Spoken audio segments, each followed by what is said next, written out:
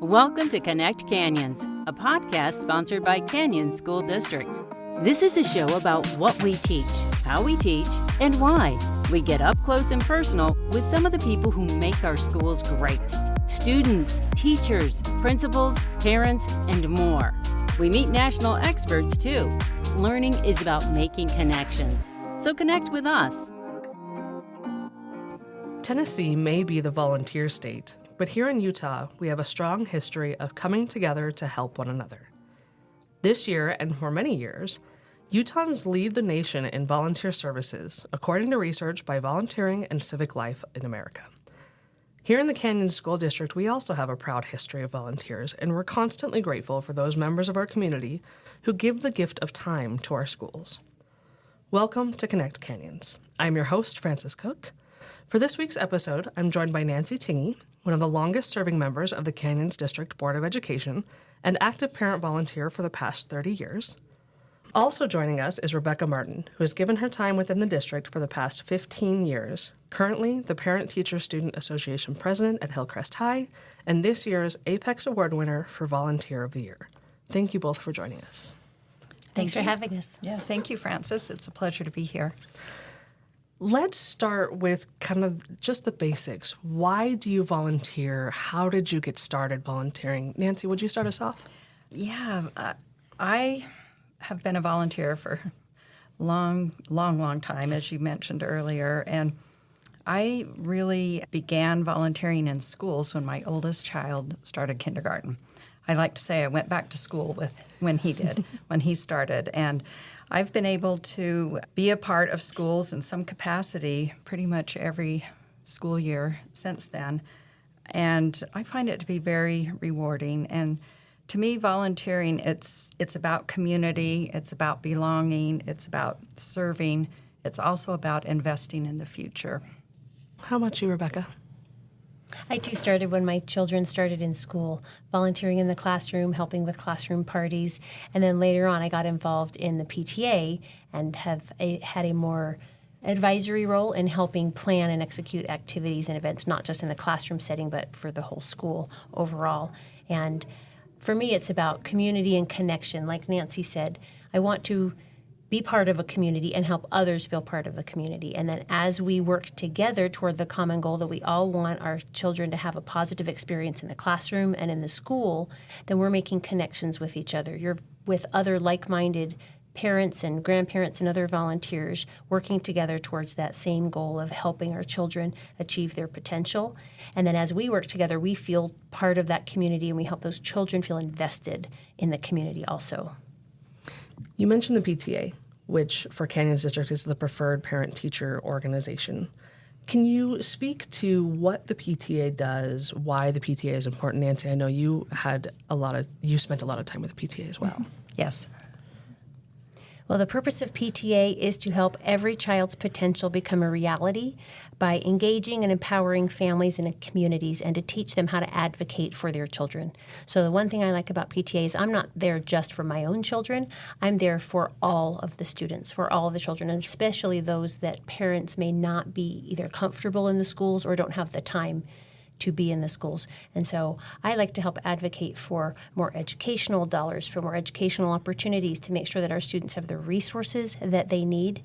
So on the broad scale, I like to advocate for each of those students, whether that's talking to a principal, a school board member, the district, or all the way to Capitol Hill and talking to our state legislators and making sure that we get enough money in our school system. So advocating is a really important part of PTA, but it's also engaging and helping individual students achieve their potential. It's more than just your classroom fundraisers and activities.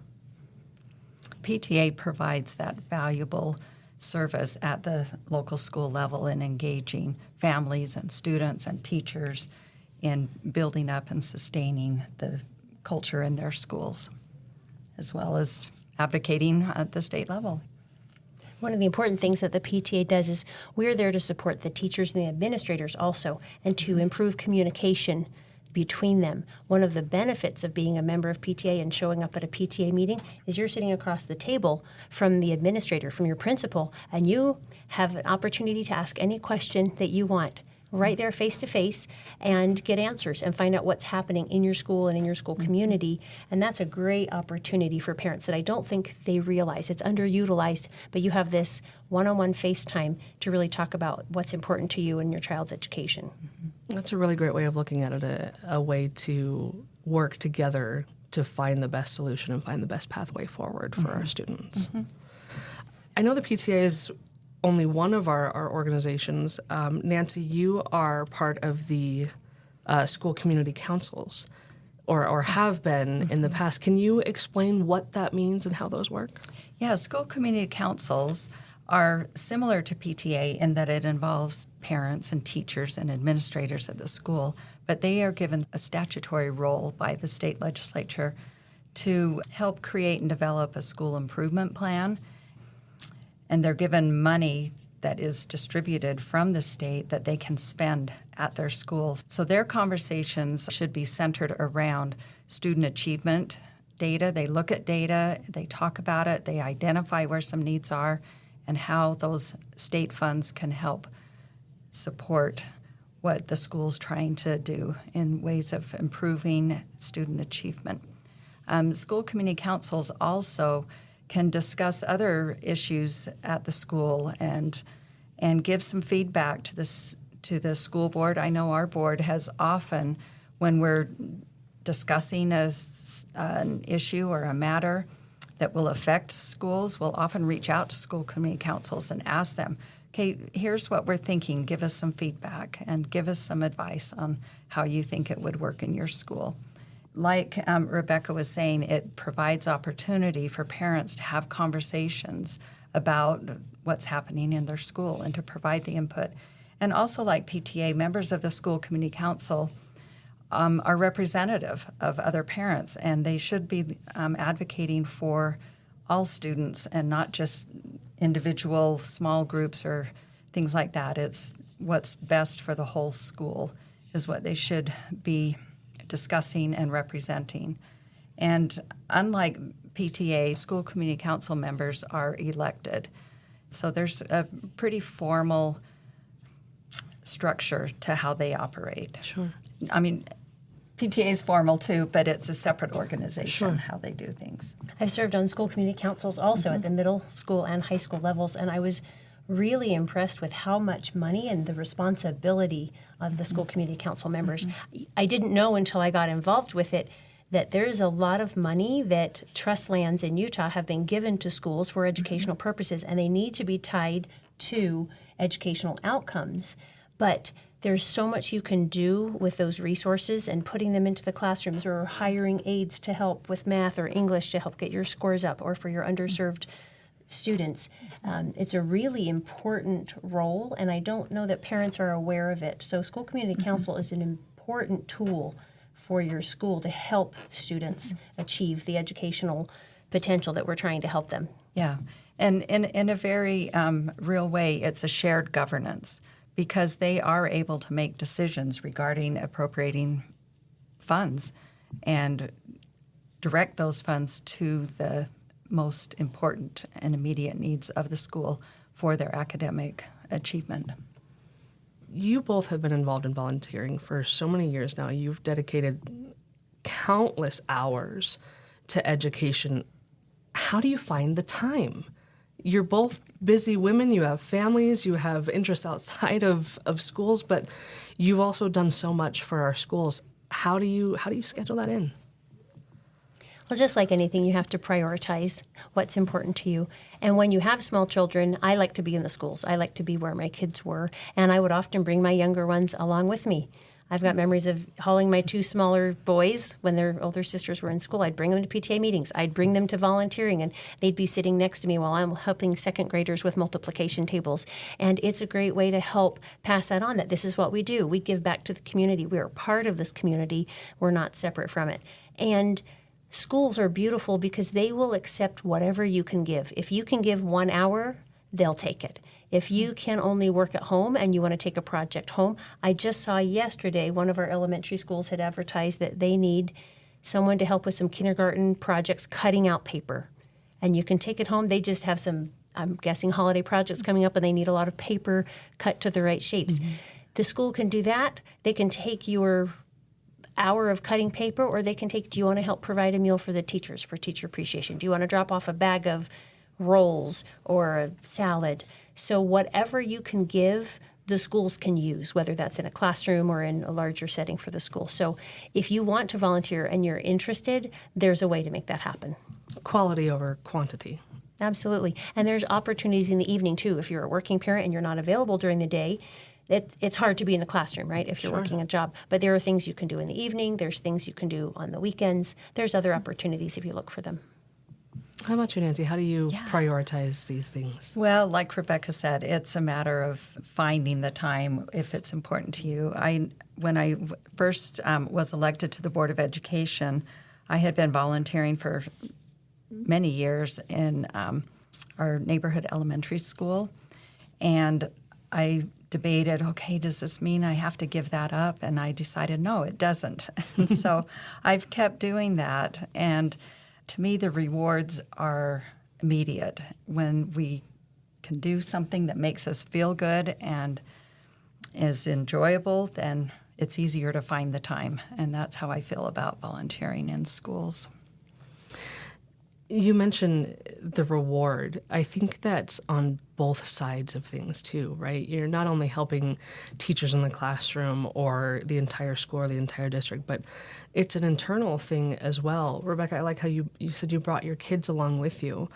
I found a study recently in the Journal of American Medical Association, which found that children who participated in community service in the past year were 34% more likely to be in excellent or very good health, 66% were more likely to be considered flourishing, and were 34% less likely to have behavioral problems.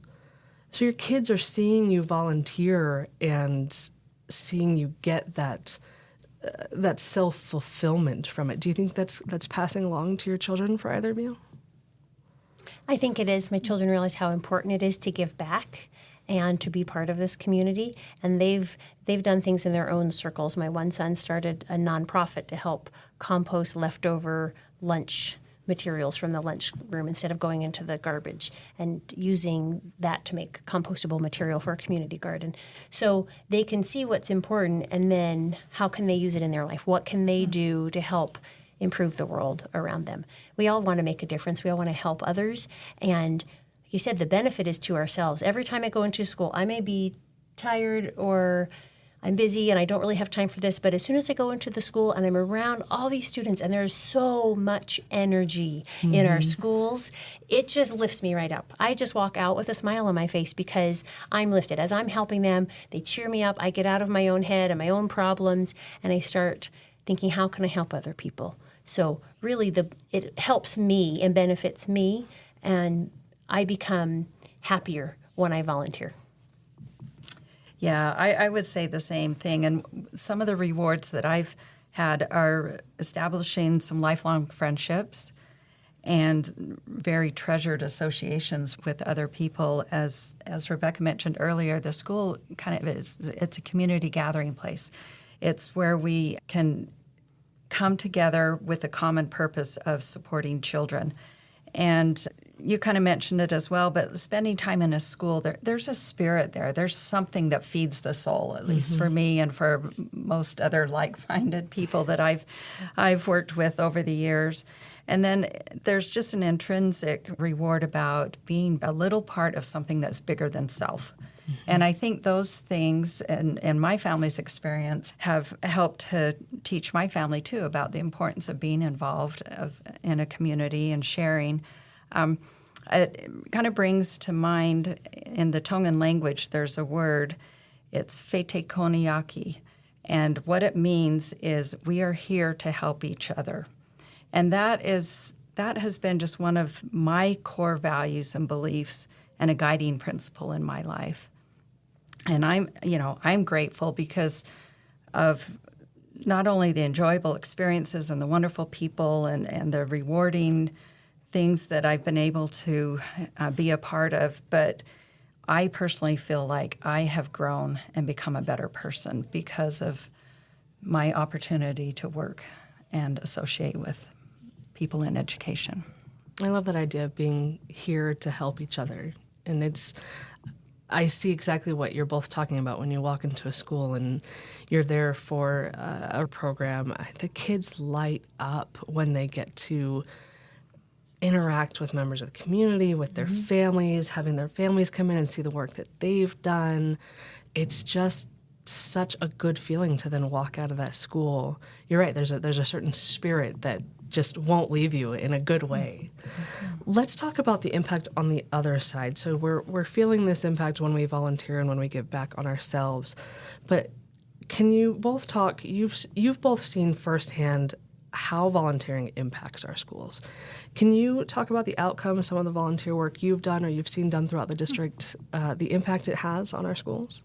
I'll share just kind of one example that first comes to my mind. And in our neighborhood elementary school years ago, the school community council identified an academic need, and students were not very fluent with their math facts. So the school community council organized a program to help, where volunteers would come in and help students practice and become more fluent in their math facts. And, you know, the attention to that over the years has kind of waxed and waned a little bit, but it's something that I really felt was important, and as well as fun and enjoyable. So basically, we organized parents to come in and spend just a few minutes with a student with flashcards, just helping them learn their math facts. One year there was a student, and I help in 5th grade. This student came in for the first time to work with me and said, "I don't do math." And I'm like, inside of me, I felt so bad. I thought, how can someone in 5th grade have that mindset already? So I took that on as a challenge that year to help that student gain confidence and feel like, no, I can master these things. I can master the simple math facts. And I would always tell students, you know, when you have those basics mastered, then you can do anything. To me, it's always, every year, there's students that struggle, and when you see them accomplish things and meet their goals, and they are so excited. And I just think, you know, that is going to set up a foundation for them, and who knows where that trajectory will take them. There's been lots of moments over the years where I've felt touched, and everything from when I've served the cross-country team a breakfast. We had a big breakfast before a big race, their region meet. And, you know, getting up really early and putting on this breakfast for the 40 kids on the team, it was hard. I was tired, but they all said thank you, and they really appreciated it. And most of them ran one of their best races. And the coach says, we are always doing a breakfast before region because that made a difference. So something small, you know, like helping provide breakfast for some hungry kids, and they say thank you. That's a great moment. There's other opportunities. When I was in the PTA president at Midvale Middle School, we could apply for a PTA arts grant. They have arts grants where you have to provide matching funds, and then they will give you funds. And we had a theater teacher that was fantastic and wanted to do a production of The Little Prince, but she didn't have it in her budget. So she came to me and I said, well, let's apply for this arts grant. I will give the $500 from our PTA, and then we'll see if we can get the matching $500 from National PTA. Well, we received the arts grant, so she had $1,000 to put on this production of The Little Prince, and it was phenomenal. The students did a great job. They loved it, and she had them write thank you notes. Each student, and there were about 50 students at least involved, wrote a thank you note to the PTA. And one of them said, this changed my life. I was in a really bad place. I didn't want to come to school. My life was falling apart. And this play made me come to school. And it gave me something to live for. And it's moments like that when I think the little bit of paperwork that I did to support this teacher, all I did was help this teacher have the resources that she needed to impact the lives of her students. But I was able to have a little part in that, and it changed this student's life, like Nancy did with the math facts. You can change someone's life by your act of kindness, and that's worth your time. That's beautiful. I think you both have put such a fine point on it doesn't matter how much time you're able to give, it's that you're able to give at all. whether it's an hour with a student who struggles in math or just helping to fill out paperwork. We're entering the season of giving where everyone is a little more in tune to the idea of volunteering and giving back to our communities. How has volunteering changed your life and the way you approach your day-to-day lives? Volunteering has helped me understand and appreciate the people in our schools that are working there, the administrators, the teachers, the custodial staff. It has helped me gain an appreciation for all that those hardworking people are doing. And I've benefited from seeing their work and being able to acknowledge them, and then to be in your school where your students are, to see what's happening in their life, what their life looks like from the inside, from being in the school classrooms. It makes a difference, and I feel like I have a better understanding for what my children are going through. And so there's a tangible benefit that you can understand your students better. You can appreciate your teachers better and see what their classroom is like and maybe the challenges that they're facing. So you're much more understanding of situations, of what's happening, and then you can better assess, what can I do to help? How can I help? How can I make this better? And the benefit is we can all make it better, and then it improves everyone's outcome. It makes everyone's experience better and more positive. I'll just take a step back. Canyons District Schools it's a system of public schools, and we serve the public, and as often as possible, if we can get the public involved in the schools, whether it's spending your time or paying attention to what's going on and offering some input and advice, it strengthens our schools and strengthens the system, and it provides a better future, not only for individuals but for families and for our communities by having good educational opportunities and experiences throughout these years. And I've always seen that as part of the purpose of public education, is to build that strong foundation in our communities and in our individual lives and families. And you mentioned this time of year, and I think it's worth noting that almost every school this time of year does some sort of a charitable activity, a drive, collecting and gathering things, fundraising, things like that. And often the focus of those charitable activities are other schools in our community or other organizations in our community that, again, it's a way of our schools strengthening our community and individuals and families. I think that's great. We're all here to help each other. I want to thank you both so much for sitting down with us and taking the time to talk about your experiences with the district, and thank you as well for just the, no doubt, hundreds and thousands of hours you've both donated to our schools. We've seen your impact firsthand, and it's a beautiful thing. And thank you for listening to Connect Canyons. If there's a topic you would like to hear discussed, you can send us an email to communications@canyonsdistrict.org.